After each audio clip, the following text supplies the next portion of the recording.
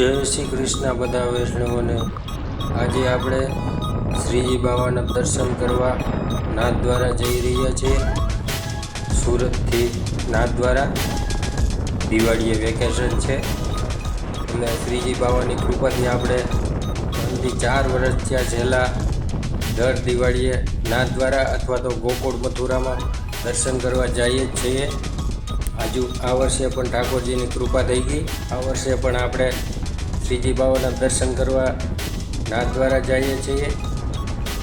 પછી ગોકુળ મથુરા જઈશું, પછી પુષ્કર મહાપ્રભુજીની બેઠક રસ્તામાં આવે એટલે પુષ્કર મહાપ્રભુજીની બેઠકે પણ દર્શન કરતા જઈશું। અને ગોકુળ મથુરામાં શ્રી કનૈયાલાલ મહોદયની લીલી પરિક્રમા ચાલે છે, તેના પણ દર્શન કરવા જવાના છે, તેના પણ દર્શન કરશું। આજે અમારી સાથે મિત્ર છે, તેની પણ ગાડી છે, 2 ગાડી સાથે જવાની છે વ્રજમાં। તમે અમારા વિડીયોને ખૂબ પ્રેમ આપ્યો, જેથી કરીને વધારેમાં વધારે વૈષ્ણવ સુધી આપણે પહોંચી શકીએ। આ તો ખાલી એમ જ વિડીયો છે, બાકી આપણે હવેલીના અને પુષ્ટિ માર્ગના કે જેના વચનામૃતને એવા અલગ અલગ વિડીયો આપણે મૂકતા હોય છે। એવા જ માટે પુષ્ટિ માર્ગના વિડીયો જોવા માટે ચેનલને લાઈક અને સબસ્ક્રાઈબ કરવા વિનંતી બધા વૈષ્ણવોને। ચાલો થોડા વ્યૂની મજા લઈએ। સરસ મજાનો વ્યૂ છે। સવારે ચા ભાખરીનો આનંદ લીધો બધા વૈષ્ણવોએ।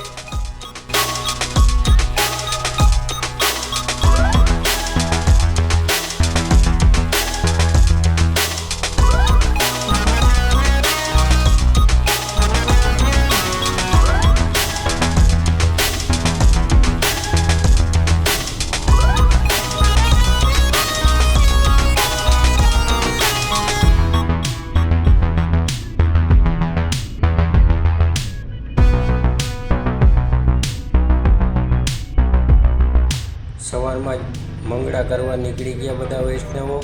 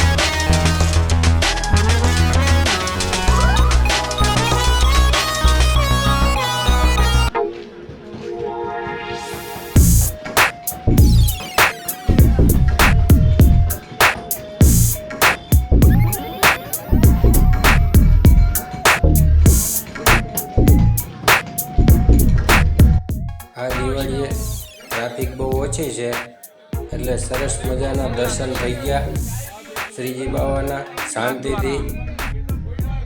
આમ તો નાથદ્વારા શ્રીનાથજીના વિડીયો આપણે બહુ મૂકેલા છે અને બધા જોયેલા પણ બધા વૈષ્ણવે હશે। એટલે હવે આપણે અહીંયા દર્શન કરીને આપણે નીકળશું પુષ્કર, જ્યાં મહાપ્રભુજીની બેઠકના દર્શન કરશું।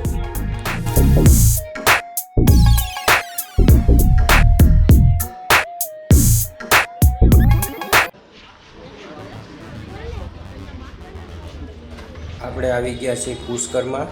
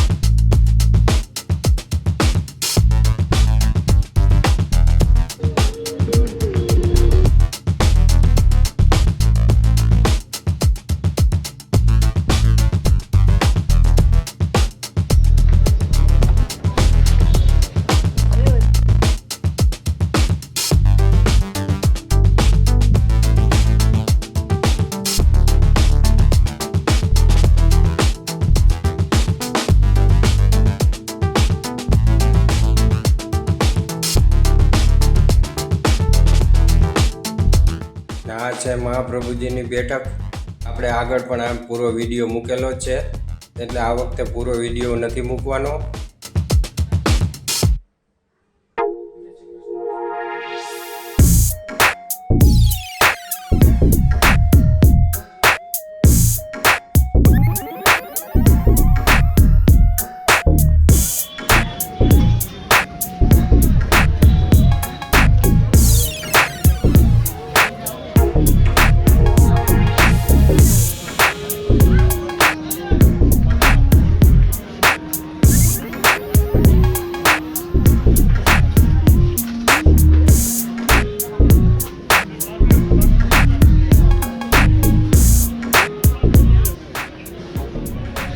આ છે મંદિર જવા માટેનો રસ્તો.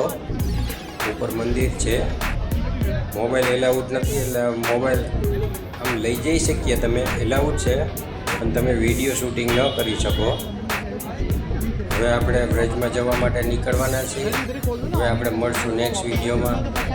બધાને જય શ્રી કૃષ્ણ.